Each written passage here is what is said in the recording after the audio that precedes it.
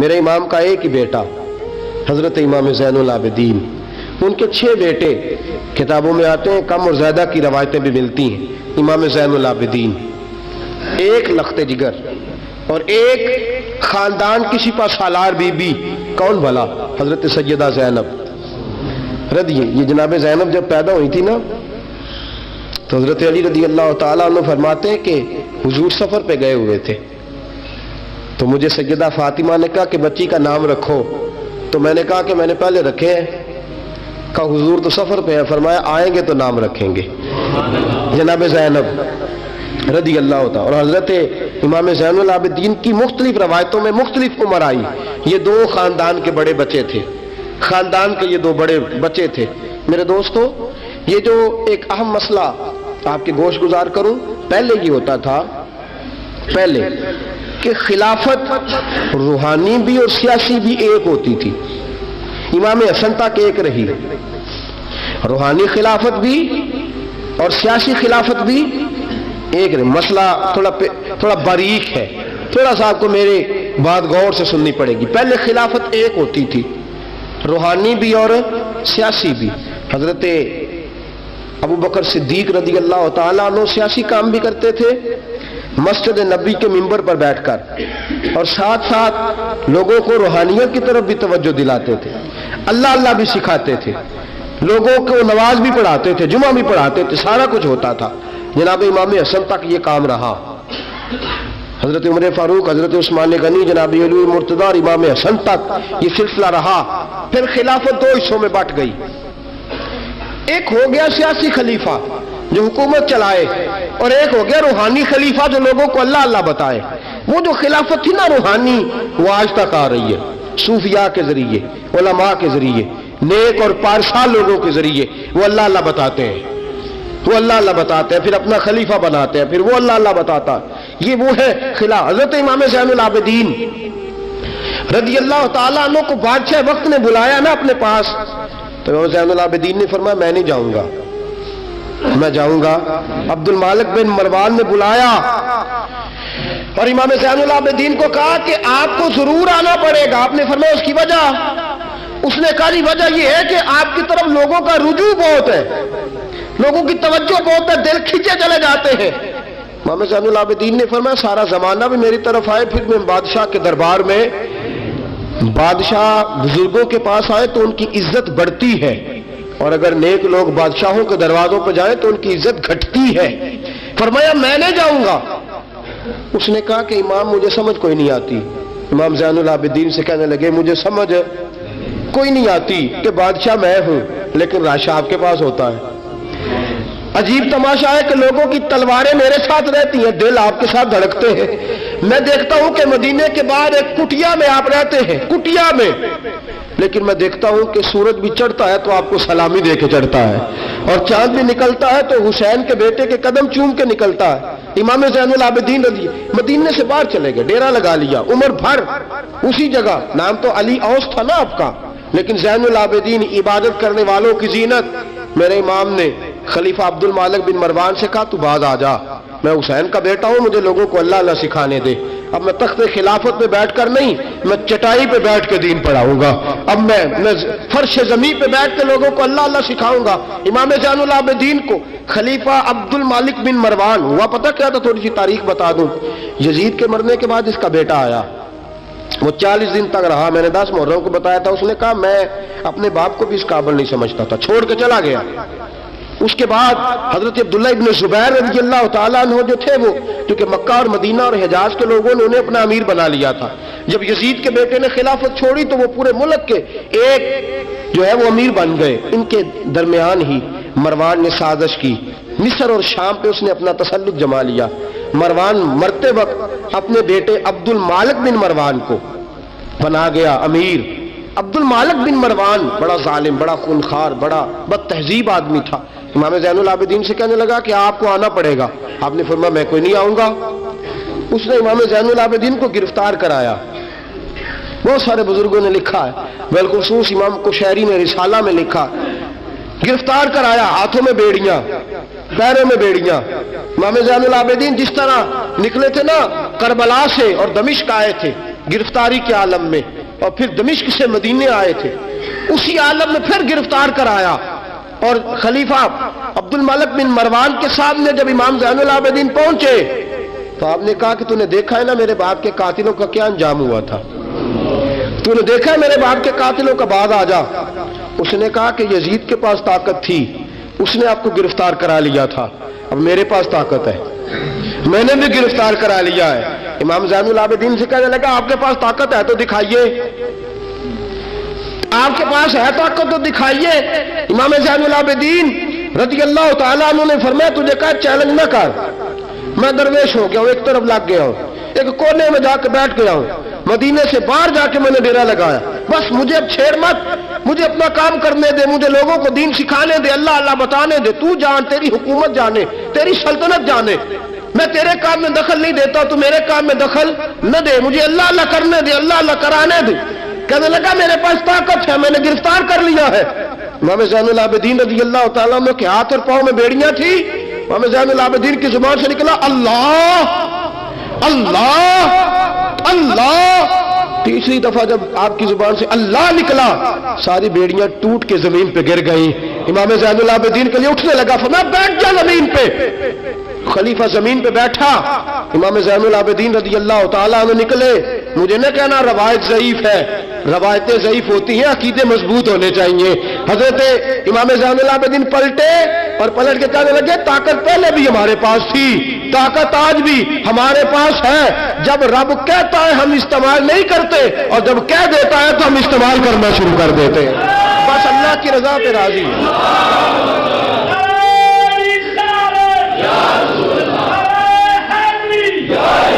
जब अल्लाह कहता है तो इस्तेमाल करते हैं। इमाम ज़ैनुल आबिदीन खलीफातुल मुस्लिमीन अमीरुल मोमिनीन इमाम हसन के भतीजे जनाब अली के पास 3 साल रहे थे, वो तो कट गए सारे, लेकिन मेरे इमाम ज़ैनुल आबिदीन अगरचे हुकूमत नहीं ली लेकिन दिलों पे हुकूमत करते रहे, दिलों पे। यही खलीफा अब्दुल मलिक बिन मरवान, देखो कहते हैं जादू वो जो सिर चढ़ के बोले, और हकीकत छुप नहीं सकती बनावट के उसूलों से, और खुशबू आ नहीं सकती कभी कागज के फूलों से। पता होता है हमें सच क्या है झूठ क्या है। तवाफ़े काबा हो रहा है, तवाफ़े काबा, एक औरत बहुत बड़ी, उसने काबे में भी आके जुल्म करने शुरू कर दिए, लोगों को तंग करना शुरू कर दिया। एक बात याद रखना, मैं गया हूं उम्रे पे, मुझे अल्लाह ने तौफीक दी है, लोग वहां जाके भी बाज नहीं आते, धक्के मारते हैं, बड़ा कुछ करते हैं, वो अल्लाह का घर है। अगर फजल ज्यादा है तो वहां गजब भी बड़ी जल्दी हो जाता है। वो बीबी बाज नहीं कहती थी मैं बहुत बड़े अमीर की बीवी हूं, खबरदार कोई करीब आया तो। हजरे अस्वद के करीब गई तो हजरे अस्वद ने पकड़ लिया, दबोच लिया, पकड़ लिया, छोड़ता ही कोई नहीं, चिमट गई साथ, बुलाओ लोगों को, बड़ा कुछ किया, लेकिन हजरे अस्वद छोड़ता। अल्लाह आपको हज की तौफीक दे, आमीन तो कह दे, अल्लाह आपको उम्रे पे ले जाए। ये हजरे अस्वद पता बंदे जाके बहादुरी दिखाते हैं, मैं जब परा सटे 5-7 बंदे, मैं फिर चुमदा रहा बड़ा चेर, एक अकलमंदी की थी, एक अकलमंदी वाली बात है। वहां जाके हमारे बुजुर्ग तो कहते हैं वहां जाके जानवरों का भी अदब करो। वो खुदा रसूल के मेहमान में धक्के देते रहे हो, कोई अकलमंदी है, ये कोई बहादुरी नहीं। अगर सूडान वाले करते हैं, ईरान वाले करते हैं तो वो जाने, उनका रब जाने, उनके अमल जाने। हम तो वहां जाके जानवरों का भी अदब करेंगे, अदब करेंगे, एहतराम। नहीं मौका मिलता तो न मिले। मेरे हबीब ने फरमाया दूर से हाथ लहरा के चूम लो, हजर अस्वद कयामत वाले दिन तुम्हारे ईमान की गवाही दे देगा, हमारे ईमानदार होने की गवाही देगा। बीबी चिमट गई साथ। खलीफा अब्दुल मलिक बिन मरवान से कहा कि वो बहुत बड़े रईस की बीवी, अब छुड़ाब सारी जिंदगी तख्त पे बैठ के इमाम ज़ैनुल आबिदीन की मुखालफत तू करता रहा है, अब छुड़ा। नीचे उतर आया, उस बीबी के खामद को कहने लगा ज़ैनुल आबिदीन के पास चले जाओ, अगर हल है तो उसके पास है, अगर कोई इलाज है तो उसके पास है, उसके पास जाओ, मैं छुड़ा सकता। उधर जाओ, उधर वो है दरवाजा, वो है जनाब अली का पोता, वो है इमाम हुसैन का जानशीन, वो बैठा है। ज़ैनुल आबिदीन तेरा तो सारा घर करबला में कट गया था, तेरे पास तो रहने को मकान तक नहीं बचा था, खून की नदियां बह गई थी, और ये क्या मामला है। इमाम ज़ैनुल आबिदीन की सीरत और सूरत लोगों को बताती है کہ اب بھی اگر محبتوں کی وجہ سے دل جھکیں گے تو ہمارے خاندان کی طرف ہی جھکیں گے۔ امام زین العابدین کے پاس گئے، امام زین العابدین اپنے حجرے میں بیٹھے، کہا جناب ایک بی بی حجر اسود کے ساتھ لگ گئی، آپ آئیے۔ امام زین العابدین رضی اللہ تعالیٰ عنہ نے فرمایا میں نے سنا ہے رئیس کی بیوی ہے، لوگوں کو تنگ کرتی ہے، چھڑا لے گا؟ انہوں نے کہا حضرت جی وہ بھی آیا ہوا ہے، وہ کہتا ہے اگر چھڑا سکتا ہوتا تو پہلے بھی چھڑا لیتا، مہربانی کرے۔ امام زین العابدین اٹھے، ان کے ساتھ گئے، اس بی بی سے جا کے کہنے لگے تو توبہ کرتی ہے؟ توبہ کرتی ہے؟ کہنے لگی کرتی ہوں۔ امام زین العابدین کے ہاتھ اٹھے، لفظ کیا ہے؟ یا اللہ تو جانتا ہے نا میں کون ہوں؟ لفظ کیا ہے؟ امام زین العابدین کی دعا سنو، دعا پر میں مولا تو جانتا ہے میں کون ہوں، میں کون ہوں؟ راوی کہتے ہیں امام زین العابدین کی زبان پر لفظ ہے یا اللہ تو جانتا ہے نا میں کون ہوں۔ بی بی دھڑام سے پیچھے گری اور کہنے لگی اللہ اکبر، دھڑام سے پیچھے گر گئی، اللہ اکبر۔ علی کا گھر بھی کیا گھر ہے کہ جس گھر کا ہر ایک بچہ جسے دیکھو وہی شیر خدا معلوم۔ اور میرے اعلیٰ حضرت فرماتے ہیں تیری نسل پاک میں ہے بچہ بچہ نور کا، تو ہے عین نور، تیرا سب گھرانہ نور کا۔ جناب امام زین العابدین رضی اللہ تعالیٰ عنہ کیا کہتے ہیں؟ یا اللہ تو جانتا ہے نا میں کون ہوں۔ ایک وہ تھے جو مٹ گئے، مٹتے ہیں، مٹ جائیں گے، مٹتے ہیں آدھا تیرے، نہ مٹا ہے نہ مٹے گا کبھی چرچا تیرا۔ ایک وہ تھے جو مٹ گئے اور ایک یہ میرے امام کا صاحبزادہ ہے۔ اور میرے دوستو وہ جو بات میں نے پہلے کہی نا، یہ اکڑے رہے، یہ ظالم اکڑے رہے، مر گئے۔ میرے امام کا یہ صاحبزادہ، ایک صاحبزادہ مدینہ منورہ کے ایک کونے میں، ایک نکر میں ساری زندگی۔ لوگ کہتے ہیں کہ امام زین العابدین کا حال یہ تھا نماز شروع کرتے اتنی لمبی نماز پڑھتے کہ بھول جاتے سارا زمانہ۔ امام زین العابدین نماز پڑھ رہے ہیں، گھر میں آگ لگ گئی ہے، چھوٹا بچہ آپ کا چھوٹا صاحبزادہ قریب سویا ہوا ہے۔ امام زین العابدین رضی اللہ تعالیٰ عنہ نماز پڑھ رہے ہیں، آگ لگ گئی، بچہ قریب سویا، لوگ آئے، شور مچ گیا، آگ بجھاتے رہے، بچے کو اٹھا کے لے جاتے رہے۔ نماز کے بعد امام زین العابدین نے دیکھا، فرمایا یہ کیا ہے، یہ خاک کس قسم کی؟ انہوں نے کہا حضرت جی گھر میں آگ لگ گئی تھی، آپ کو پتہ ہی نہیں؟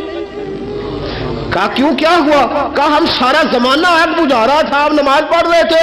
فرمایا تم دنیا کی آگ بجھا رہے تھے، میں نانا مصطفیٰ کی امت پر دوزخ کی آگ بجھا رہا تھا۔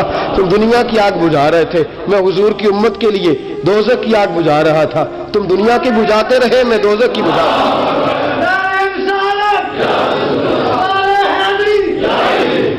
یہ امام زین العابدین ہے، وہ سارے مٹ گئے۔ اور یہ امام کیسی عاجزی، کیسی انکساری، حضرت امام حسن بصری، یہ خلیفہ ہیں امام زین العابدین کے بھی اور خلیفہ ہیں حضرت امام باقر کے بھی۔ امام باقر امام زین العابدین کے بیٹے ہیں، امام جعفر صادق ان کے پوتے ہیں۔ حضرت امام زین العابدین رضی اللہ تعالیٰ عنہ کے بارے میں حضرت حسن بصری فرماتے ہیں کہ رات کا سناٹا تھا، کعبے میں اس وقت اتنا رش نہیں ہوتا تھا، میں قریب ہی ٹھہرا ہوا تھا، آدھی رات کا وقت ایک نوجوان کے رونے کی آواز آئی، یا اللہ میرے گناہ بخش دے، یا اللہ مجھے معاف کر دے، یا اللہ مجھے معاف کر دے۔ وہ چیختا۔ امام حسن بصری فرماتے ہیں کہ میں سویا ہوا تھا اپنے حجرے میں، کعبے کے قریب ٹھہرا ہوا تھا۔ فرماتے ہیں کہ میری اس نوجوان کی آہوزاری کی وجہ سے میری آنکھ کھل گئی، اس کی طلب کی وجہ سے میں اٹھا۔ اور فرماتے ہیں کہ میں نے سوچا بہت بڑا کوئی گناہگار آ گیا ہے۔ فرماتے ہیں کہ وہ کیا کہتا ہے، جب میں اٹھا ہوں کعبے کے قریب گیا ہوں کہ جا کے تسلی دیتا ہوں تو اس کی زبان سے جملہ نکلا، کہنے لگا یا اللہ مجھے قیامت میں ذلیل نہ کرنا، اے اللہ اگر میرے عمل اچھے نہیں تو مجھے قیامت کے دن اندھا کر کے اٹھانا، میں تیرے نیک بندوں کے سامنے کیا جواب دوں گا۔ فرماتے ہیں وہ نوجوان تڑپتا ہے، روتا ہے۔ حضرت حسن بصری فرماتے ہیں کہ میرے پہنچتے پہنچتے وہ اتنا بلند آواز سے تڑپنے لگا کہ بے ہوش ہو کے زمین پہ گرا۔ آپ فرماتے ہیں میں قریب گیا، اس نوجوان کے قریب گیا تو بڑی خوبصورت خوشبو مجھے آئی۔ فرماتے میرے دل میں خیال تھا تسلی دوں گا کہ بیٹا ٹھہر جا، میں بھی دعا کرتا ہوں، تو بھی دعا کر، اللہ بڑا مہربان ہے معاف کر دے گا۔ فرماتے ہیں جب میں نے اس نوجوان کے چہرے سے زلفیں ہٹائی، گرد صاف کی تو میرے پاؤں تلے سے زمین نکل گئی۔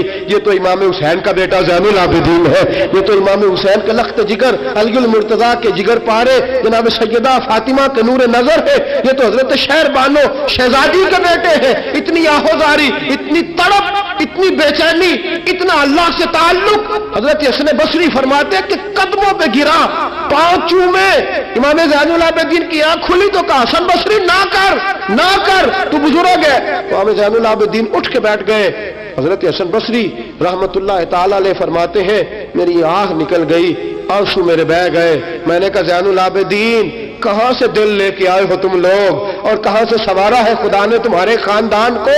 سارا کچھ دے بھی دیتے ہو اللہ کی راہ میں، سارا کچھ لٹا بھی دیتے ہو، سارا کچھ قربان بھی کر دیتے ہو، اپنے لیے رکھتا بھی کچھ نہیں، اور پھر بھی معافیاں ہی مانگتے پھرتے ہو، پھر بھی روتے پھرتے ہو، پھر بھی بارگاہ خدا بندی کے اندر آہوزاریاں کرتے رہتے ہو۔ حضرت حسن بصری رحمت اللہ تعالی علیہ فرماتے کہ وہ زمانہ میں نے امام زین العابدین کا دیکھا۔ میرے دوستو وہ تو مٹ گئے، اکڑے رہے نا، مٹ گئے، کربلا کے بعد وہ مٹ گئے میرے امام کو مٹانے والے، لیکن امام زین العابدین میرے امام کا ایک صاحبزادہ بچہ تھا، لیکن انہوں نے روحانی خلافت کا آغاز کر دیا۔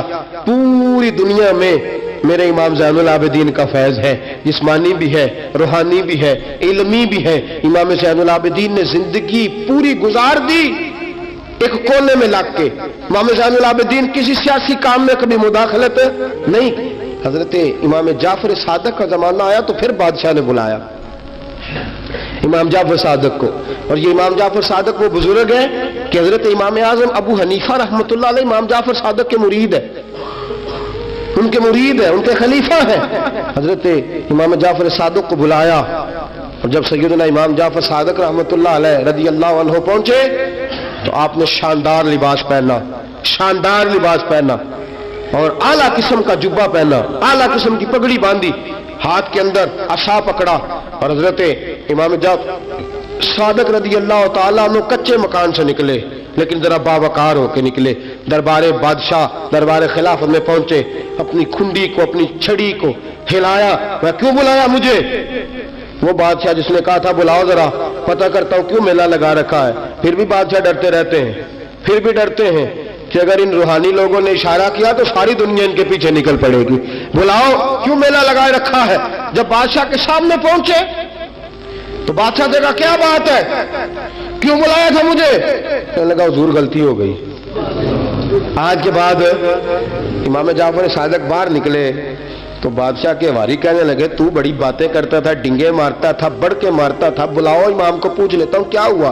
کہنے لگا یار پتہ نہیں کیا بات ہے، جب نہیں ہوتے تو بات نکلتی ہے، جب سامنے آ جاتے ہیں تو منہ کے اندر سے زبان بولتی نہیں ہے، جب سامنے آتے ہیں تو کیا روب ہے۔ اصل اسے سمجھ نہیں تھی کہ تیری نسل پاک میں ہے بچہ بچہ نور کا، تیری نسل پاک میں ہے بچہ بچہ نور کا، تو ہے عین نور، تیرا سب گھرانہ نور کا۔